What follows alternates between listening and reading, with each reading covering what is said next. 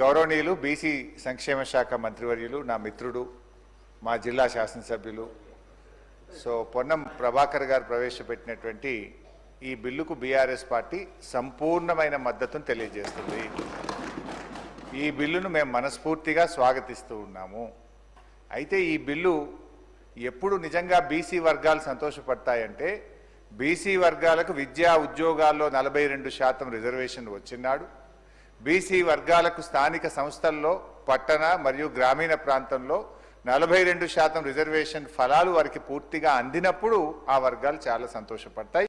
అవి అందాలని కోరుకుంటున్నాం. అవి అందే ప్రక్రియలో రాష్ట్ర శాసనసభ ఏకగ్రీవ తీర్మానం చేయడంతో పాటు రేపు కేంద్రంలో పార్లమెంట్లో పోరాటానికి కూడా బీఆర్ఎస్ పార్టీ కలిసి వస్తుంది. మాకున్న 4 రాజ్యసభ సభ్యులు కూడా ఏకగ్రీవంగా ఈ బిల్లుకు మద్దతు ఇస్తూ మేము ఓటేస్తాం. అయితే ఈ బిల్లు పాస్ కావాలంటే ఏం కావాలి అధ్యక్ష? రాహుల్ గాంధీ గారు ఇలా ప్రధాన ప్రతిపక్ష నాయకుడు, 100 మంది ఎంపీలు ఉన్నారు. వారు మరి ఈ బిల్లు మీద ఒత్తిడి తేవడానికి పార్లమెంట్లో వారు కృషి చేయాల్సినటువంటి అవసరం ఉంది.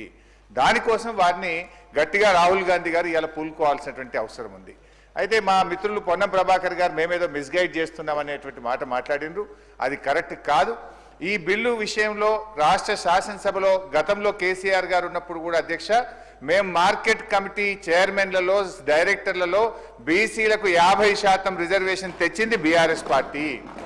అదేవిధంగా బీసీల విషయం వైన్స్లో మొట్టమొదటిసారిగా ఈ దేశంలో ఎక్కడ లేని విధంగా మా గౌడన్నల కోసం మరి గీత కార్మికులకు వైన్ షాప్ల అలాట్మెంట్లో కూడా రిజర్వేషన్ తెచ్చింది బీఆర్ఎస్ ప్రభుత్వము. ఇట్లా మేము కొన్ని కార్యక్రమాలు చేసినాం. అయితే మేమేమంటున్నామంటే ఈ బిల్లులో ఒక 2 విషయాలు మీ చేతిలో ఉన్నది. ఇది దీంట్లో కేంద్రం పర్మిషన్ అవసరం లేదు, ఢిల్లీ అనుమతి కోసం వేచి చూడాల్సిన అవసరం లేదు. రేపో మాపో బడ్జెట్ పెడుతున్నాం కనుక మేము ఈ బిల్లులో 3 అంశాలు మా గంగుల కమలాకర్ అన్న చెప్పినటువంటి విషయాల్లో ఇందులో మనం పెద్ద బేసిజాలకు పోవాల్సిన అవసరం లేదు. బీసీల మీద మీకు నిజంగా చిత్తశుద్ధి ఉంటే, బీసీల మీద మీకు నిజమైనటువంటి ప్రేమ ఉంటే 3 అంశాలు ఈ బిల్లులో చేర్చమని బీఆర్ఎస్ పార్టీ తరఫున అమెండ్మెంట్ ఇచ్చాం. ఆ 3 అంశాలు కొత్తవేం కావు, కాంగ్రెస్ పార్టీ గతంలో ఇచ్చినటువంటి హామీ. అందులో మొట్టమొదటిది గౌరవనీయులు గంగుల గారు చెప్పినట్టు 42% ప్రభుత్వ కాంట్రాక్ట్లలో బీసీలకు రిజర్వేషన్ చేస్తూ ఈ బిల్లులో చేర్చండి. దీంట్లో ఇలా ఢిల్లీ పర్మిషన్ అవసరం లేదు, ఎవరు పర్మిషన్ అవసరం లేదు. రేపటి నుంచే ప్రతి కాంట్రాక్ట్ లో బీసీలకు రిజర్వేషన్ వచ్చే అవకాశం ఉంది. ఇది మీరు ఎన్నికల సమయంలో బీసీలకు ఇచ్చిన హామీ. దీన్ని దయచేసి దాంట్లో చేర్చాలని చెప్పి కోరుతున్నాం. నంబర్ 1. ఒకటే నిమిషం సార్.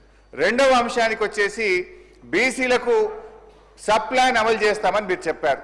గతంలో కేసీఆర్ గారు SC ST sub plan carry forward విధానంతో ఎస్సీ ఎస్టీ గౌరవ సభ్యులు చాలా సీనియర్ మంత్రి కూడా కాలుకు మెడకేస్తే ఎలా ఉంది సార్? ఇది వేరు దానికి వేరు సంబంధించి మీరు చర్చ పెట్టండి. చర్చలో మీరు ఇవన్నీ అడగండి. ఆమోదించు. ఇది బిల్లులో పెట్టేటువంటి అంశం అధ్యక్ష.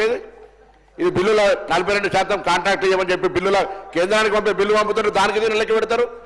అరే మీరు ఇదే కదా నేను అడుగుతుంది. మొండికే గురి తొండి పెట్ట గురి మీరు తొండాట ఆడతారో తెలిసి కూడా నేను రిక్వెస్ట్ చేసి వినమ్రపూర్వకంగా అంటున్నా. నేనేమడుగుతున్నా సార్, 42% రిజర్వేషన్లది, వైన్స్లది, లేకపోతే ఇతరాత్రకు సంబంధించి ఈ బిల్లుకి ఏం సంబంధం అధ్యక్ష? ఈ బిల్లు అరే దానికి చర్చ పెట్టండి, మీరు అడగండి, మీరు అమెండ్మెంట్ ఇవ్వండి. కానీ దానికి సంబంధించి కాక పెద్ద ఇదే బిల్లు. అరే మీరు ఈ బిల్లుకు సంబంధించిన విషయంలో ఇవాళ కేంద్ర ప్రభుత్వం కూడా మన ముక్త కంఠాన్ని మన గొంతు ఒక్కటే వింటున్నాడు అని ఢిల్లీకి బరాబర్ ముఖ్యమంత్రి గారు ముందే చెప్పినారు. ఢిల్లీకి వెళ్దాం అందరం చెప్పినాం. పొద్దున శాసనసభ్యులు అందరూ ఢిల్లీకి వెళ్దామన్నాం. అందరూ అన్ని పక్షాలను తీసుకెళ్లడానికి రెడీగా ఉన్నారు.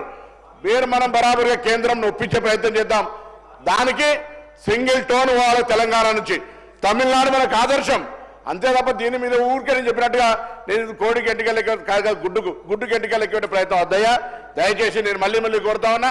ఇది ఏదో కామారెడ్డి అవన్నీ డిస్కషన్ చేయండి. Me your right. ఇంకా చాలా టైం ఉన్నది. ఇక్కడ ఏదైతే బడ్జెట్ మీద మాట్లాడండి, పద్ధతుల మీద మాట్లాడండి, వేరే ఏదైనా మాట్లాడండి. ఇది ఓన్లీ బీసీలకు సంబంధించి ఒక చారిత్రాత్మకంగా ఉండబడేటువంటి ఒక అంశం. దీనికి పరిమితి ఏది మాట ఇదే సబ్జెక్టుకు సంబంధించి కేంద్రానికి పంపే అంశం మీదకి పరిమితం అయితే సంతోషపడతా. అందుకు మళ్ళీ వాళ్ళని విజ్ఞప్తి చేస్తా ఉన్నా. వేరే అంశాలను దీనికి కాలుకు మెడకేసి అనవసరంగా డిస్కషన్ చేసి సెంట్రల్ ముందర మనం ఎంతో వీళ్ళు ఐక్యంగా లేరు అనేటువంటి వాతావరణం తెచ్చే ప్రయత్నం చేయదు. వాళ్ళకి అటువంటి ఉద్దేశం ఉంటే నేనేం చేయలేను అధ్యక్ష. ఇది రాష్ట్రంలో బలహీన వర్గాలు గమనిస్తారు, ఆలోచన చేయమని కోరుతాను. కమలాకర్ గారు మాట్లాడండి. మీ సభ్యులే కదా హరీష్ గారు.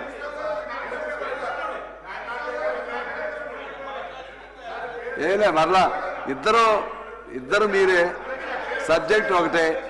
కమలాకర్ గారు దానికి ఆథరైజ్డ్ కాబట్టి మాట్లాడండి.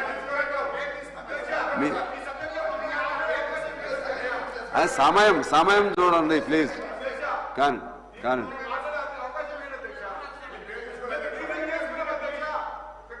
ఓకే సార్, గౌరవనీయులు పొన్నం ప్రభాకర్ గారికి వినమ్రపూర్వకంగా నేను మనవి చేస్తున్నది ఏంటంటే, ఈ బిల్లుకు బీఆర్ఎస్ పార్టీ సంపూర్ణమైన మద్దతునిస్తుంది, స్వాగతిస్తుంది.